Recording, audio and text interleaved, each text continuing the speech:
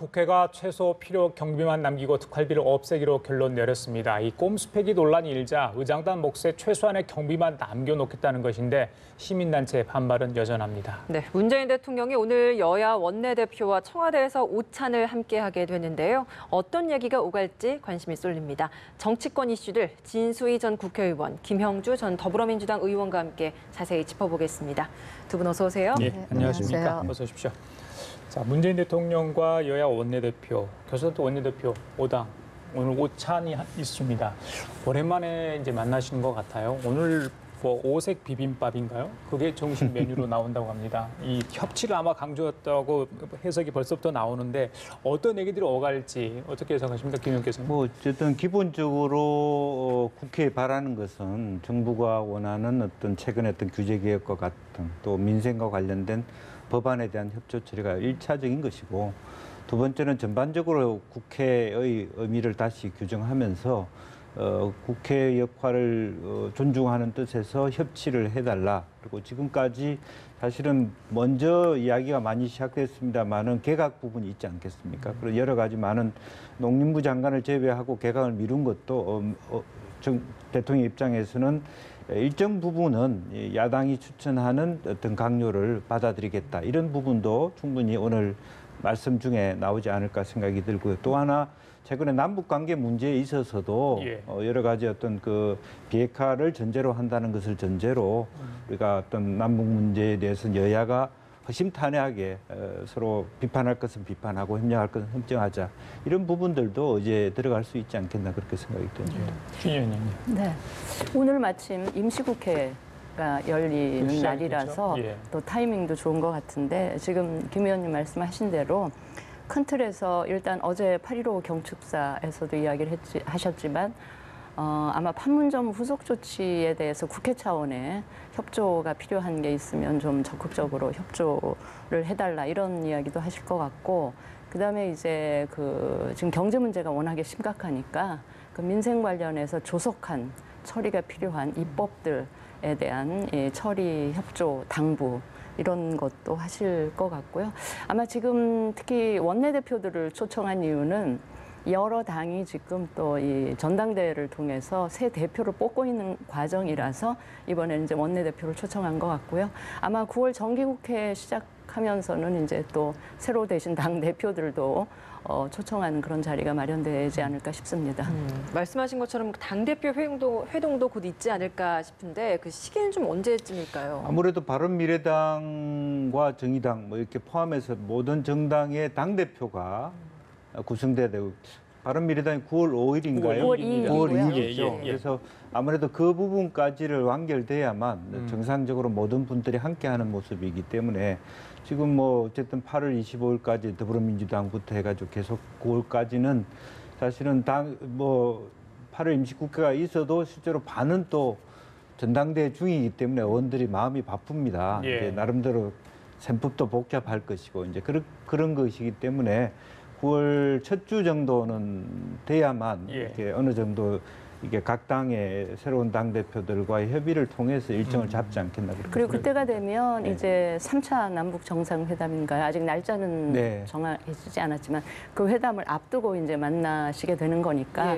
아마 그것과 관련한 논의도 있지 않을까 예상이 됩니다. 그래요. 뭐 바른미래당 지도부가 누가 이제 올라올지 모르겠습니다만 그때 대표들 만나면 그 면면들을 보면 그 재밌는 그 그림이 나올 것 같아요. 예전에 함께 근무했던 분들이 많잖아요. 지금 한국당의 김병준 비대위원장이 결국 당 대표 역할이거든요. 그러면 김병준 비대위원장까지 다 하면 과거 노무현 대통령 시절에 다 같은 여권에서 일하셨던 분들이라 좀 그런 특징도 있네요. 알겠습니다. 자, 말씀하신 것처럼 오늘 8월 임시국회가 시작이 됩니다. 여러 가지 현안이 많아요. 상가 임대차 보호법도 있고요. 전기요금 누진제, 여러분들 시청자들의 가장 관심이고 궁금했던 내용들, 또 최근에 불거졌던 국민연금 해법 논란, 충돌 지점이 많아요. 보니까 민생 현안들도 많고요. 좀 하나씩 해결을 해 나갈 텐데 어떻게 예상을 하십니까? 네, 그렇습니다. 그런데 기본적으로 국회가 여러 가지 어떤 특활비라든지 이런 부분에 대해서 굉장히 어떤 압박을 많이 받고 있는 부분이라 이번 물론 이제 방금 우리가 언급이 있었습니다만은 전당대회 과정에 있었기 때문에 얼마나 충실할 수 있을까 하는 부분들도 있습니다만은 의외로 어떤 그 협력할 부분들이 사실은 산자위라든지 이런 쪽이 많습니다. 근데 산자위 쪽은 의외로 그렇게 많은 어떤 상임위 분위기 자체가 쟁점이 막 격렬하게 격돌하는 분위기는 아니거든요. 네. 민생과 관련돼서는. 과거에 어떤 문광이나 뭐 교육 이런 부분들이 훨씬 더 첨예하게 했기 때문에 물론 논의를 작정을 하고 첨예하게 붙으려고 그러면 얼마든지 할 수 있겠습니다만 예. 전반적으로 기조가 그렇게 뭐 어떤 끈끈이 서로 간에 발목을 잡을 수 있는 분위기가 될 수 있을까? 그렇지 않을 것이라는 부분이고 예를 들면 전기세 누진제 누가 반대하겠다. 다만 국민연금 부분에 대해서는 상당히 많은 여야가 같이 하는 말하자면 복지부에 대한 질타가 있을 것 같아요. 이제 그런 부분에 대해서 여야가 스탠스를 같이 하면서도 세부적으로 물론 차이가 날 것인데 그렇게 대놓고 어떤 뭐 갈등을 만들어낼 수 있는 국회의 입장이 저는 아니다 그렇게 봅니다. 예. 네, 이번에는 국회 특활비 이야기를 좀 해보도록 하겠습니다. 앞서 일부 폐지 이야기가 있다 보니까 꼼수 폐지다라는 논란이 있어서 이번에 다시 방안을 내놓은 게 전면 폐지하겠다. 단 의장단에 특수한 뭐 최소 필요한 경비만 남겨두겠다라고 했는데 여기서 의문이 드는 게 그럼 의장단에 최소 필요한 경비가 무엇인가거든요. 이게 뭡니까 이게? 그러니까 저도 좀 국민의 한 사람으로서 유감스러운 게 어차피 이렇게 될 것을 처음부터 과감히 국민 여론 전면 수용해서 예. 전면 폐지했으면 좋았을 걸 요거 얻어먹을 거 실컷 얻어먹고 매 맞을 거 다 맞고 이렇게 하는 거라서 하고 나서도 별로 좋은 소리 못 들을 것 같고요. 그 참 유감인데 지금 그나마 전면 폐지라고 얘기하면서도 국회의장이 쓸 쌈짓돈은 조금 남겨놓겠다는 건데 예. 그게 뭐 알려지는 바로는 뭐 그 국군 장병 위문 갈 때 뭐 금일봉이라든지 해외 출장 때 필요한 경비라고 이야기를 하는데 이거는 보통 특수 활동은 아니잖아요. 통상적인 의장의 통상적인 활동이기 때문에 그런 것과 관련된 업무 추진비는 이미 다 책정이 되어 있을 것 같으니 자꾸 이런 식으로 전면 폐지한다 그러면서 한 5억 정도 또 남겨놓고 이렇게 하실 거 아니고요. 그냥 전면 폐지면 말 그대로 전면 폐지하고 꼭 필요한 경비가 조금 더 들어가면 그건 업무 추진비로 해결하면 되고요. 저는 불편할 거 없을 것 같습니다. 이렇게 폐지해놓고 거기에 국회가 적응을 하는 과정을 거치면 얼마든지 또 해결해 나갈 수도 있다 그렇게 생각을 합니다. 그 다른 이름으로 예산에 슬며시 끼워 넣을 수도 있나요? 뭐 기본적으로 사실은 국회 사무처에다가 넣고 대외 활동비라든지 출장비를 할 수 있겠죠. 사실은 문제는 그동안에 예산에 대한 결정권을 국회가 갖고 있기 때문에 국회 사무처에서 올리는 건 너무 모든 정부에서 국회하고 마찰을 이루면 안 되니까 쉽게 들어준 경향이 있었거든요. 그런데 이거는 큰 틀에서 보면은 과거의 군사정부라든지 독재정권의 잔재입니다.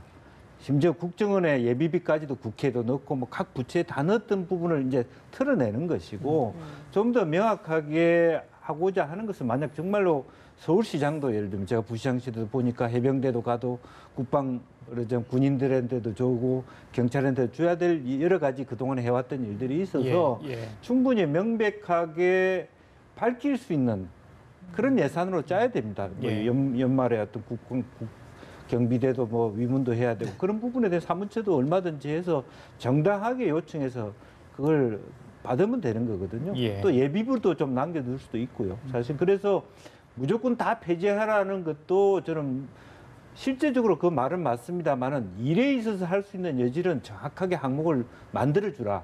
특수활동이라고 하는 뭐가 영수증 처리도 안 되는 돈으로 만들지 말고 얼마든지 항목을 정해놓고 예산을 배정해놓고 영수증 처리하면은 그게 뭐 늘어난들 국민들이 거기에 대해서까지 반대할 거는 아니다. 그렇게 보여집니다. 예, 맞습니다. 이번에 전면 폐지 방안이 좀 밝혀지다 보니까 그럼 앞으로 남은 다른 기관들에서의 특수활동비에 대한 뭐 개편도 좀 이루어질 것인가라는 기대 섞인 이야기들도 나오고 있는데 당연히 예상이 어떻게 되죠. 보십니까? 그리고 그렇게 돼야 된다고 생각을 합니다. 그리고 이번에 이제 국회 차원에서 우리 특활비 다 폐지했다라고 하면서 그걸 무기로 해서 이제 내년도 정부 예산 심사할 때 불필요하다고 판단되어지는 이 특활비, 너무 과도하다고 판단되어지는 특활비는 국회 차원에서 이제 과감하게 아마 삭감에 들어가지 않을까 그런 생각을 합니다. 그래, 다른 기관까지 번질 수 있을 점 지켜봐야 되겠습니다. 오후에 유인태 사무총장이 오늘 이제 국회의장목 그 부분 제외하고 특활비 폐지 관련해서 발표가 있을 거라고 하니까요. 어떤 내용이 될지 좀 지켜보도록 하겠습니다. 그 한국당 중진 의원들을 중심으로 이 건국 70주년 기념식을 별도로 어제 했습니다. 그래서 건국절 논란이 다시 좀 되고 있는 상황인데 민주당 쪽 의견 또 이제 한국당 쪽 의견이 워낙 팽팽합니다. 그래서 이 역사 논쟁 관련해서 좀 시기적으로 적절한지 부분도 여러 가지 얘기 많이 나옵니다만은 이 부분 잠깐 짚고 넘어가겠습니다. 네, 의원님. 뭐 김병준 비대위원장도 역사적 해석은 여러 가지 있을 수 있다 이렇게 얘기를 했지만 우리가 보는 가장 핵심적인 것은 이게 서로 19년 안과 48년 안을 대척점으로 볼 것이냐. 역사 속에서 두 가지 의미 있는 것으로 서로 상호 의존적으로 서로 이해할 수 있는 것으로 만들어주는 것이 정치의 몫인데 19년 팀과 48년 팀으로 쪼개서 싸우는 그런 것이 되고 우선은 건국이라고 하는 말 자체도 이제는 다시 한번 생각해봐요. 우리가 언제 건국을 했냐. 어떻게 보면 당군 때 건국했다 이런 얘기도 나오는 게 현실이거든요. 그래서 기본적으로 실제적으로 그 논의를 들어가면 뭐 친일파 때문에 그렇다 이렇게 여러 가지 정치적 해석이 있기 때문에 그렇게 되면 국론이 분열되는 법밖에 아닙니다. 그래서 기본적으로는 다시 한번 차분하게 말하자면 이승만 대통령이 어차피 임시정부의 수립을 넣자라고 한 장본인이만큼 19년의 적통성, 임시정부의 적통성과 그리고 미국과 영국, 뭐 일본, 프랑스 등 다른 나라들이 과연 그것에 대해서 얼마나 의미를 부여하느냐 사실은 그런 정도는 아니란 말이에요. 우리나라가 광복절도 있고 광복을 했으면 됐고 또 사실은 48년에 공식적인 우리나라 정부가 남한 정부 수립하면 그대로 인정하면 자연스럽게 뭐 서로 배치될 게 뭐가 있습니까? 그런데 이건 아니면 이거다라는 방식이 오히려 더 정치권이 내세우는 건 저는 적절하지 않다 그렇게. 예, 준 의원님. 네네. 지금 김 의원님 말씀에 저 전적으로 동의를 하고요. 저 19년이냐 48년이냐 하는 거는 국가의 형태를 어떻게 볼 거냐. 사실 우리가 1910년에 일제 강점을 당하면서 국가가 완전히 소멸된 것으로 보느냐.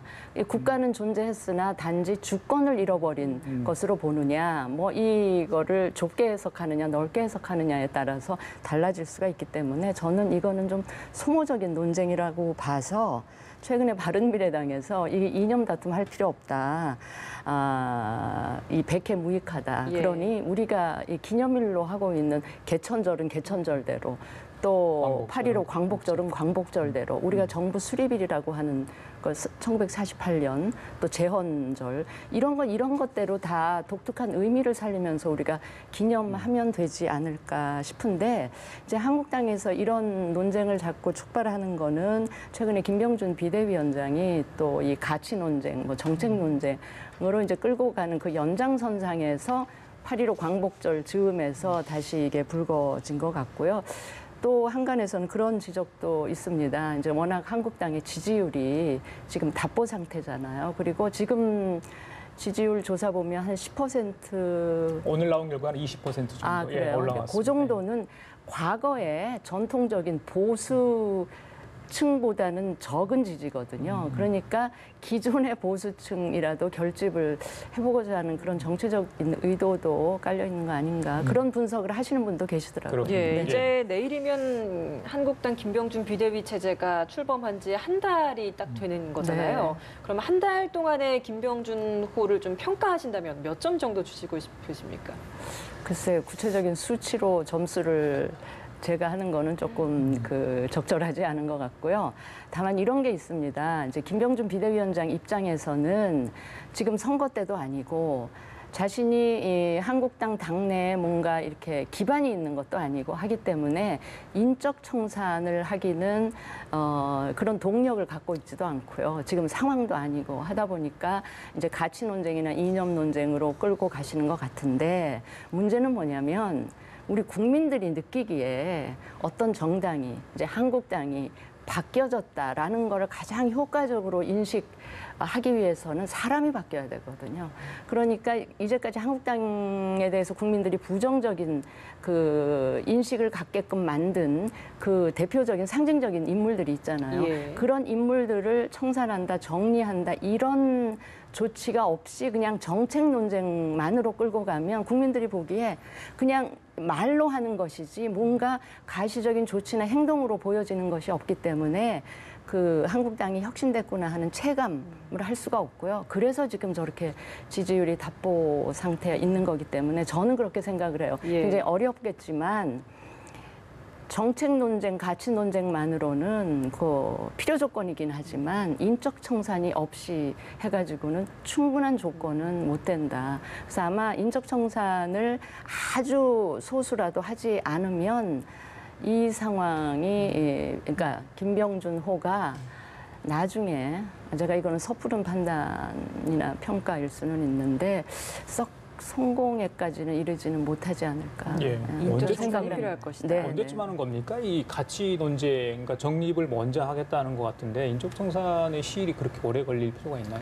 사실 인적 청산이라고 하는 것은 총선이 가까워져야만 훨씬 더 손쉬운 부분이고 또 기본적으로 내년에 들어왔었던 전당대회를 다시 대표를 만들어가는 그 시점이 될 수 있을 텐데요. 제일 큰 문제는 이제 어렵사리 어쨌든 김병준 비대위원장께서 여러 가지 어떤 정책과 가치를 내세우고 앞에 있었던 뭐 말하자면 홍준표 체제보다 훨씬 유연하게 좀 더 소프트하게 내용으로 접근했다는 것은 좀 뭐 긍정적인 지표라고 할 수 있는데 혼자 한단 말이에요. 지금 비대위원들이 보이지 않고 혼자 원맨쇼 하듯이 보이는 거고 그것은 지금 당의 중진이나 일부 당의 의원들이 지켜보겠다. 같이 참여하는 것이 아니라 혹시 한 수라도 수가 틀리면 반발할 수 있는 여지가 잠복 상태라고 보여지기 때문에 오히려 빨리 할 수 있는 부분은 예컨대 8월 정기국회에서 전향적으로 좀 국민과 친한 어떤 의회에서 좀 협조할 것은 협조하고 또 비판할 건 비판하는 이런 전면적인 의원들의 태도 변화를 통해서 비대위원장이 평가받아야지 비대위원장이 말 한마디로 평가했다가는 그것이 전체의 의중과 같은가 괴리하고 있을 수 있다는 부분이 있기 때문에 아직은 섣부르게 평가하기는 어렵다라고 하는 측면이 있습니다. 예. 총선이 다가오는 뭐 내년 초 정도가 인적 청산의 중요한 적기일 것이다라는 이야기를 해주셨는데 사실 지금 한 달 정도가 지났기 때문에 뭐 추석 지지율이 이제 추석이 지나고 난 이후의 지지율이 한국당의 성패를 가를 좀 중요한 시기다라는 이야기도 있었거든요. 근데 그렇죠. 뭐 예. 그때 지지율이 이제 또 조금이라도 반등을 하는 상황이 보이지 않는다면 사실 연말까지로 계획하고 있는 비대위 체제도 그때까지 끌고 나가기 또 어렵지 않을까라는 그게 생각도 아마 있거든요. 딜레마입니다. 초기에 확 이렇게 모든 개혁이 새로운 비대위원장이 왔을 때 같이 어깨 걸고 갈 수 있는 핵심 멤버들을 짜고 청산을 하지 않으면 제 판단할 땐 영영 청산하기 어려울 수도 있겠다. 본인이 그냥 그 중에 구성원 중에 한 사람으로 그냥 같이 가는 것밖에 안 되는 예. 그런 가능성이 오히려 더 높아지지 않겠나 시간이 갈수록. 예. 그러니까 김병준 그 호의 예. 태생적인 한계는 저는 시기라고 봅니다. 그 김종인 비대위원장이 그 등판했던 시기는 바로 총선을 앞두고 있어서 그렇죠. 예. 공천을 통해서 뭔가 인적 쇄신을 국민들한테 보여드릴 수가 있었지만 지금 김병준 비대위원장은 그럴 시기가 아니어서 그게 이제 예. 김병준 호의 한계라면 한계라고 볼 수가 있겠습니다. 알겠습니다. 민주당 전대 얘기 좀 하겠습니다. 벌써 이제 후반전으로 접어들었는데 초반과 달리 좀 더 과열되는 양상을 보이고 있습니다. 특히 이제 그러니까 탈락했던 주자들이 본선에 나온 후보들을 공개 지지하는 바람에 이걸 당 선관위에서 이제 구두 경고까지 했습니다. 그 의원들 다 알잖아요. 이거 중립을 지켜야 되는 거. 원래 당원 당규에 다 이게 규정이 돼 사실 있죠. 당원 모르고 이게 공개 지지 당규에는 않았을 것 같은데 어떻게 보십니까? 이 의원들이나 지역위원장이 특정 캠프에 이름 올릴 수 없게 돼 있고요. 예. 지지하기 어렵게 되는데 저는 그것도 어폐가 있다고 봅니다. 네, 네. 당내에서 자기가 정치를 하는데 예. 당 지지하는 의원들이 누구 지지한다는 말을 못하게 한다는 게 저는 말이 안 된다고 생각해요. 예, 이유가 있을 거 아닙니까? 예. 그러니까 어떤 특정 막 세몰이 이런 예. 방식으로 가는 것에 대한 예. 어폐가 있을 수 있지만 정당하게 나는 왜 이래서 이 사람을 지지한다는 말을 정당 안에서 못한다는 게 그걸 하기 위해서 정치를 하고 정당을 하는 것인데 저는 이해가 저 스스로도 안 된다라는 생각이 들어요. 그러면 물 밑에서 해야 된다는 얘기인고 유권자들 보기에도 오리무정인 것이고 다만 이제 역으로 보았을 때 지금 현재 누가 더 격렬하게 얘기를 하는가를 보면 누가 순위가 밑에 있는가를 볼 수 있다. 그런 말씀만 드릴 수 있겠습니다. 저거는 정치하는 사람들한테 정치 활동하지 말라는 얘기나 마찬가지고요. 단 이제 당에서는 선거 끝난 이후에 후유증을 염려해서 저런 조치를 만들어 놨을 텐데 좀 비현실적인 조치라고 생각을 합니다. 신문이 좀 분화될 것 같습니까? 지금 분화되고 있는 것 같아요. 이미. 분화의 과정이다. 예. 이미 저는 분화되고 있다고 봅니다. 알겠습니다. 그리고 이 권력은 한번 이제 잡잖아요. 잡고 나면 이제 분화되는 거는 거의 권력의 생리다. 속성이다. 저는 그렇게 봅니다. 자연스러운 과정을 밟고 있는 겁니다. 예. 네. 알겠습니다. 마지막으로 드루킹 특검 이야기를 하고 마무리를 짓도록 하겠습니다. 어제 저녁 늦게 김경수 지사에 대한 구속영장인 청구가 됐습니다. 이에 대해서 김경수 지사 이제 SNS에 자신의 좀 뜻을 나타냈습니다. 대단히 유감이다. 너무나 당연한 기대조차 특검에게는 무리였나 보다 이런 이야기를 했는데 보시기에 어떻습니까? 특검의 영장 어쨌든 청구 우리가 좀 무리하다라고 예상했던 것이죠. 보십니까? 특검은 특검대로 영상을 칠 수밖에 없는 입장이었다고 저는 이해가 되고요. 무리한 영장 청구를 할지라도 예. 또 그런 부분이 특검의 역할이라고 보는 거고요. 그럼 뭐 어떻게 보면 태생적인 어떤 속성이다 그렇게 봅니다. 예를 들면 현재 여러 가지 그럼 특검 자체가 김경수를 불렀다 들었더니 다 얘기가 맞더라. 그래서 아무것도 안 한다. 이런 것도 굉장히 어려운 부분이고요. 예. 그렇지만 그러면 특검이 그렇게 한 것이 다 그대로 우리 진실이냐? 그거는 어쨌든 법원 말하자면 판사 앞에서 논의해야 되는 부분이고 예. 미진한 부분은 다시 또 특검에 연장이 안 된다면 검찰로 이어져야 될 것이고 중요한 것은 정확하게 국민들이 납득할 수 있는 정도의 판결이 나는 것인가이지 특검이 뭐 김경수 영장 치는 건 어떻게 보면 뭐 누구나 다 예측했던 부분이었다 그렇게 보여집니다. 예. 결국 법원이 이제 그 키를 주게 됐어요. 법원에 네. 떠넘기기를 했다. 뭐 이런 이야기도 있던데 어떻게 보시는가요? 저는 특검에서 영장 청구 결정이든 앞으로 법원이 어떤 결론을 내리든 저는 우리는 전적으로 그걸 지켜보기만 하고 그거에 대해서 개입을 하면 안 된다고 생각을 하고요. 저는 김경수 지사에 대해서 좀 유감을 표명하고 싶어요. 뭐냐면 지금 김경수 지사가 특검 조사를 받는 과정에서 상당히 상식적으로 납득하기 어려운 그런 모습들을 보였다고 생각을 합니다. 우선 첫째는 정치 특검 운운을 하는데 저거는 과거에 정권으로부터 탄압받는 야당 인사가 할 말이지 지금 자타가 공인하는 대통령의 최측근 인사가 야당의 주장에 의해서 만들어진 특검의 조사를 받으면서 할 얘기는 전혀 아니었다. 이렇게 말씀을 드리고요. 두 번째, 영장 청구에 대해서 특검에 대해서 매우 대단히 유감스럽다라는 특검에 대해서 유감을 표명할 게 아니고요. 예. 자신을 도지사로 뽑아준 경남 도민들에게 최소한 송구하다는 말씀을 드리는 게 먼저다라는 생각을 하는 게 설사 자신이 100% 결백하고 그래서 정말 억울하다 하더라도 저는 자신을 믿고 뽑아준 그 유권자들한테 어쨌든 의혹이나 이 드루킹이라고 하는 민주주의의 근간을 무너뜨리는 일을 획책한 집단 아닙니까? 그런 집단하고 연루됐다는 것만으로도 저는 이 도민들께 죄송하다는 말씀을 먼저 하는 것이 선출직 공무원으로서 보여주어야 될 적절한 태도였지 그 모습과는 굉장히 거리가 멀다. 아직도 경남 도지사가 아니고 대통령의 최측근으로서 그걸 힘을 과시하는 듯한 모습을 보여준 거가 많은 국민들로 하여금 굉장히 불편한 심정을 갖게 하지 않았나 저는 그렇게 생각을 경남 합니다. 도민들도 법원의 판단을 좀 기다릴 것 같습니다. 이르면 내일 영장 실질 심사가 잡혀 있다고 하죠. 예, 알겠습니다. 오늘 대담 여기까지 하도록 하겠습니다. 지금까지 진수희 전 국회의원, 김영주 전 더불어민주당 의원이었습니다. 오늘 말씀 감사합니다. 고맙습니다.